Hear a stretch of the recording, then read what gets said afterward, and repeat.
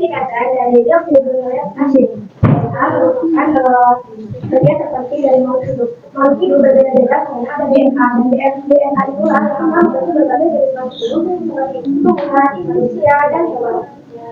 Teman-teman, apa kalian pernah memikirkan bagaimana tubuh kita bisa terbentuk seperti ini? Ya, jawabannya kuasa Allah dan ada pula karena itu jawabannya karena DNA.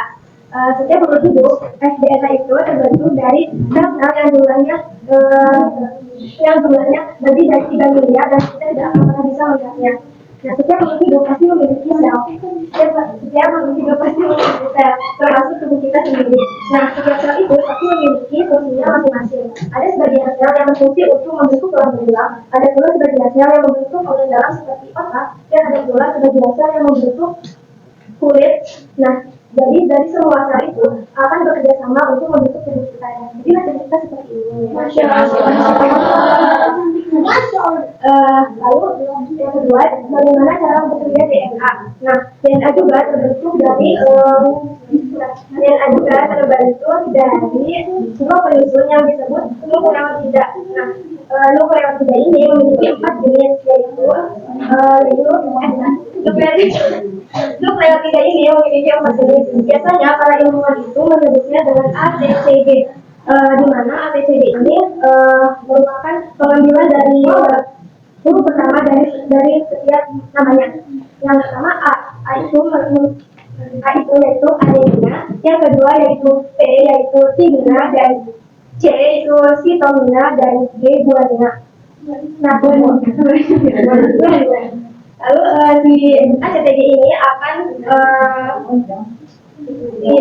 ini membuat kode-kode DNA bekerja dengan membuat kode-kode nukleotida. Nah, nukleotida ini yang merupakan ACTG tadi itu akan disusun membentuk kata-kata yang disebut kode. Susunan kata-katanya kira-kira seperti A, B, C, G, A, G, dan C, G, A. Nah, si ATG ini sudah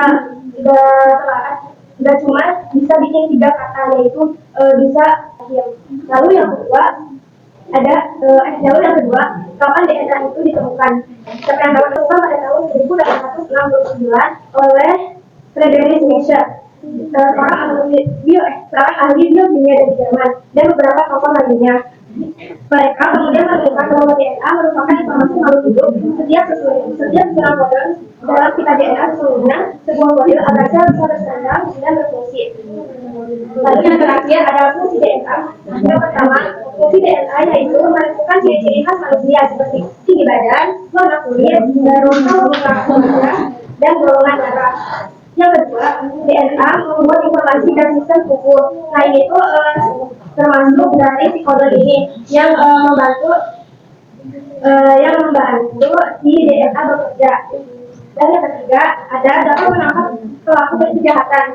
Di mana yang sudah kita ketahui, kita lain pernah ditayangkan sebuah berita di mana pelaku kejahatan itu sering ditangkap dengan cara penyelidikan DNA, di mana terdapat DNA dari di bagian barang, terdapat di pisau atau di topi, baju, sampai telapak tangan. Nah, DNA itu sendiri kadang bisa membahayakan dan bisa memberikan dampak positif.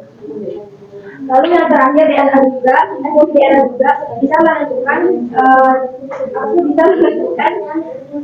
jenis penyakit yang terdapat di dalam tubuh kita. Sekian materi DNA yang saya sampaikan. Lalu materi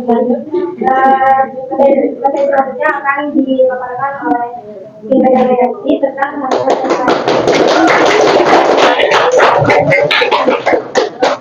guys.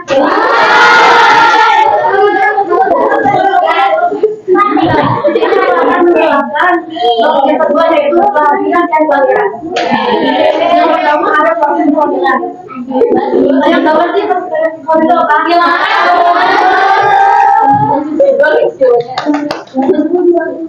Awal mulanya berasal dari ayam, yaitu spermatozoa. Kemudian bertemu dengan sel telur melalui membrana, yaitu lapisan pelindung. Sel telur telah menyatu berubah menjadi zigot. Zigot melakukan perjalanan menuju ke akhir dan mengelola menjadi pola yang pertama keluar, yang disebut dengan menempel pada akhir, dan akan tumbuh menjadi janin. Baik, yang kedua, aku akan menjelaskan mengenai keajaiban rahim. Di sini ada yang tahu ya apa itu keajaiban rahim? Baik, oke, aku jelaskan. Oke, siap, siap. Dalam rahim ada jaringan serabut otot yang bisa mengeruk dan mengembang. Membuat titik rahim menjadi lebih tipis, namun tetap kuat untuk melindungi janin. Setelah kali rahim, perlahan memperkuat rahim kembali semula. Yang ketiga, ada proses melahirkan. Ada yang tahu tidak apa itu proses melahirkan?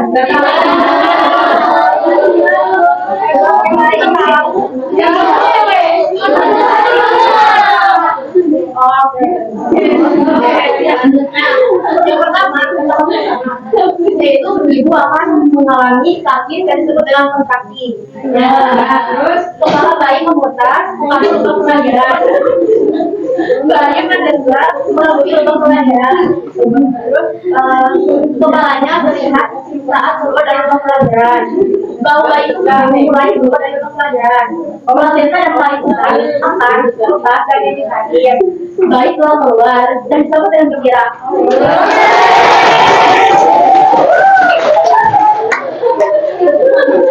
Yang terakhir ada pembangunan dalam ada yang tahu semuanya di sini? Nggak ada.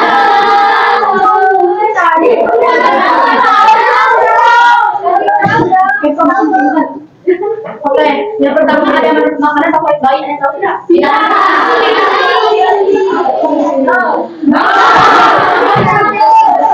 Makanan favorit ibu akan menjadi makanan favorit bayi juga.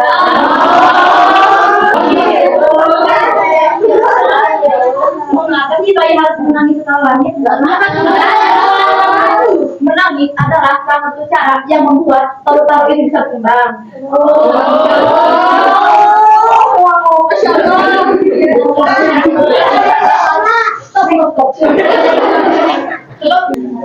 Dan yang ketiga, bayi yang bagi bayi tidur itu sangat penting karena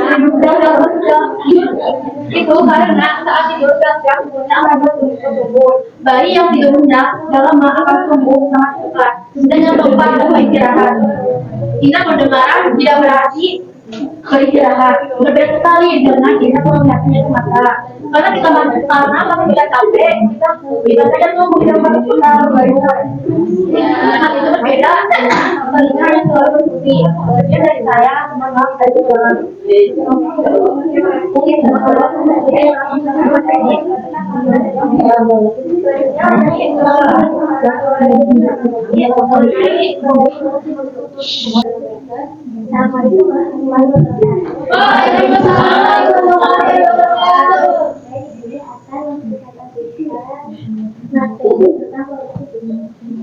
ini ada empat poin. Yang pertama itu asosiasi, yang kedua yaitu itu masyarakat,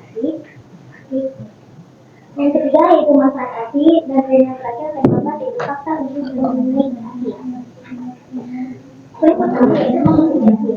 Asosiasi diantaranya dua itu diperkirakan 3,8% lemak, 0,9% protein, 0,2% lainnya, dan yang paling besar atau yang paling tinggi kandungannya yaitu 88,1%, 7% laktosa yaitu lainnya seperti sumber vitamin, mineral, dan probiotik. Banyak sekali manfaatnya penggunaannya. Yuk kita simak di antaranya. Yang pertama yaitu kandungan ASI. ASI mengandung kolesterol yang dapat menguatkan daya tahan tubuh bayi. Dalam kolesterol ada zat darah putih, hemoglobin, dan laktoserin. Ketiga hal ini membantu bayi melawan virus, bakteri, jamur yang menyebabkan sakit. Yang kedua itu kandungan kolesterol. Kolesterol mengandung karbohidrat, protein, antibodi, dan sedikit lemak. Kolesterol juga dapat meningkatkan imunitas bayi. Kolesterol juga dapat membantu melawan virus, bakteri, jamur, alergi, dan toksin.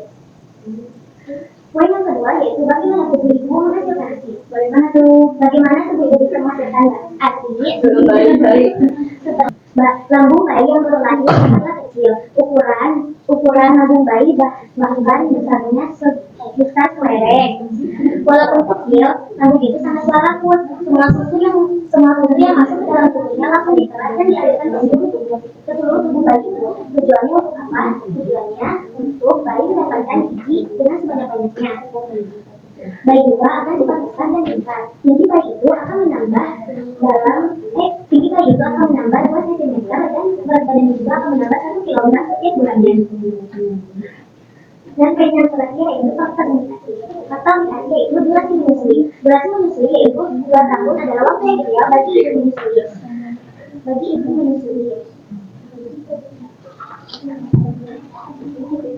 ibu menyusui, kebutuhan bayi terhadap asupan gizi yang baik harus terpenuhi.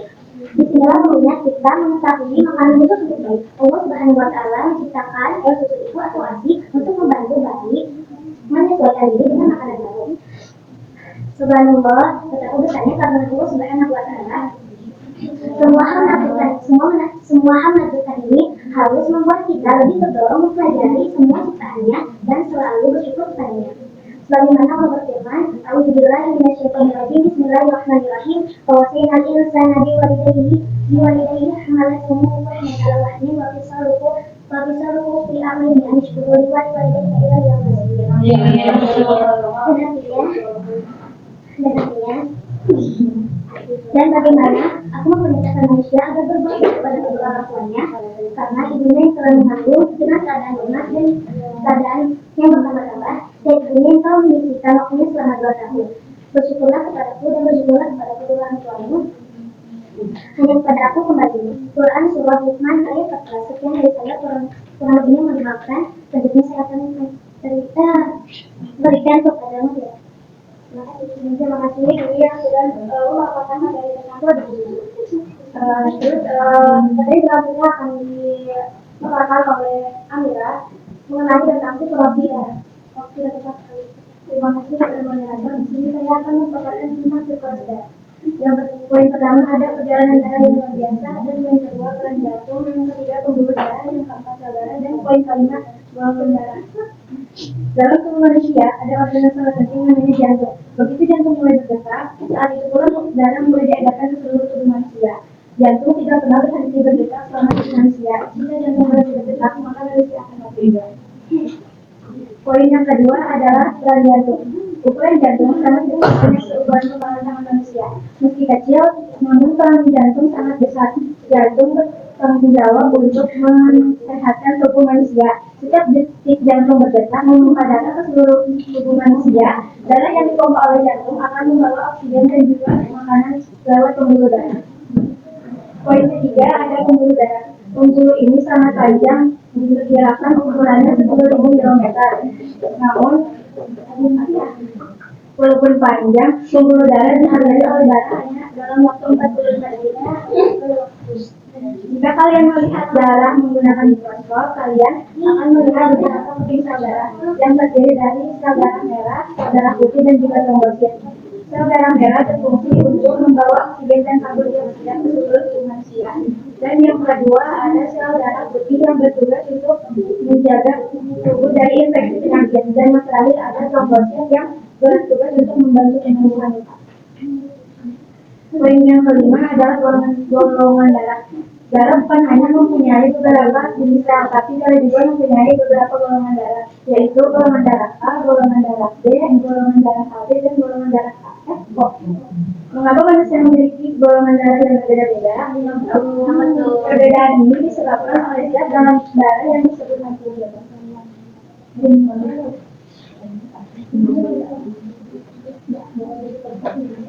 Sekian persoalan sirkulasi darah dari saya. Saya serahkan kepada Bapak. Terima kasih kepada Anda yang sudah untuk materi yang terakhir akan dibacakan oleh saya. Materinya tentang keajaiban proses sembuhnya luka.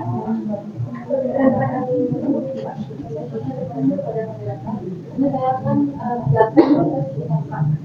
Biasanya luka itu terjadi pada kulit. Kulit merupakan organ tubuh yang paling bebas. Hampir seluruh tubuh itu dilapisi oleh kulit.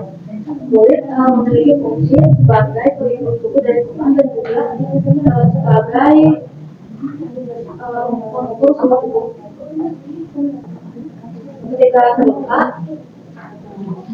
Ketika terluka, kuman akan masuk ke dalam tubuh yang berperan untuk memberantas kuman yang masuk ke dalam tubuh itu adalah leukopsit. Setelah itu, saudara akan membuat luka dan akan dijahit oleh fibrin. Fibrin ini akan menjahit bagian yang luka. Setelah perdarahan itu berhenti, leukopsit akan bertugas kembali untuk menangkap dan mengamankan kuman-kuman yang berhasil masuk ke dalam tubuh. Setelah itu, pasukan darah akan menggumpal dan setelah itu pasukan darah akan menggumpal menjadi fibroblast yang akan menutup luka. Jaringan ini juga akan mengeluarkan protein yang bernama kolagen untuk menghubungi luka. Setelah luka benar-benar tertutup, pasukan fibroblast akan terus bekerja untuk membuat jaringan kulit baru. Pembentukan kulit baru ini membutuhkan Tidak ada yang mau bertanya. Jangan berarti aku ya gimana? Ya gimana? Ada yang mau bertanya teman-teman?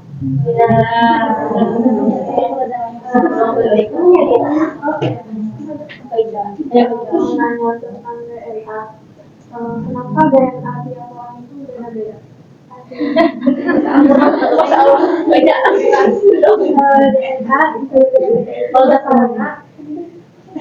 Karena dari itu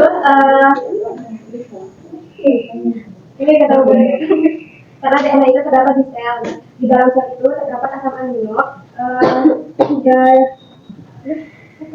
di dalam sel itu terdapat asam amino yang terdiri dari 20 jenis dan si asam amino ini akan bergabung dengan sel dan akan membentuk protein. Protein ini yang akan menjadi jaringan lalu membentuk organ.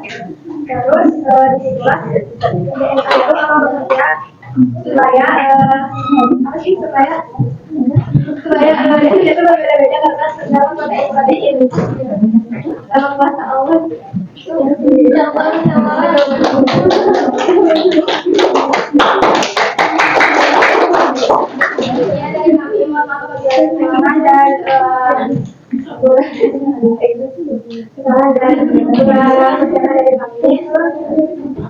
Assalamualaikum warahmatullahi wabarakatuh.